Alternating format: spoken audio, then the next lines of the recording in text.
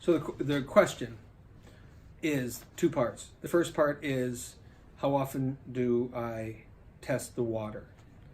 I would recommend testing the water every day, especially if you're a new pool owner.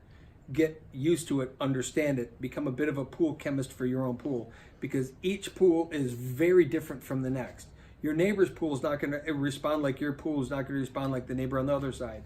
They're going to be different. It's different water volumes. It's different depths. There's all kinds of things. Some are more shaded, some are more out in the open. There's a myriad of things. So get to know your pool by testing it every single day. Eventually, you can do it a little less than that, but I'm really going to recommend every day. Second part of the question was,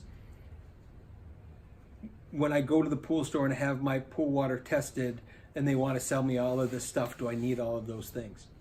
There's kind of two separate markets. There's two separate pool companies. There's the companies that will sell you the basic things that you need. And they're going to be pH related, they're going to be calcium related, they're going to be cyanuric acid, which is conditioner, and chlorine typically. Now there might be some other ancillary things to remove metals, and there might be some things to reduce algicides and things, and water clarifiers. There's a lot of ancillary stuff, but the companies, and you got to do your own research to figure out who it is in your market, in your area, that might be this type of company. There's those that want to sell you just the things you need. Then there's a whole nother segment of the market that wants to list off, give you a long computer list program of all the things that possibly are going wrong with your water. And if you do this, you need more of this. And if you do this, you need more of this. And if you do this, you need more of this. This company is going to probably 99% of the time sell you enough adequate stuff to take care of your pool. This company is built around selling you product. And I don't have a right or wrong in terms of how they do it and what they do, but I can tell you there's two very different companies that are in the retail space.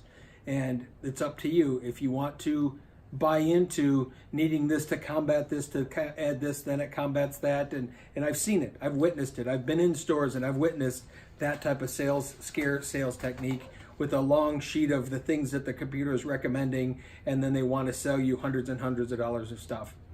That's really up to you. If you want to buy into that, that's fine. But to me, I would learn the basics. Go with the basics, the few basic things, and then maybe have a few ancillary things, but have that honest conversation with someone.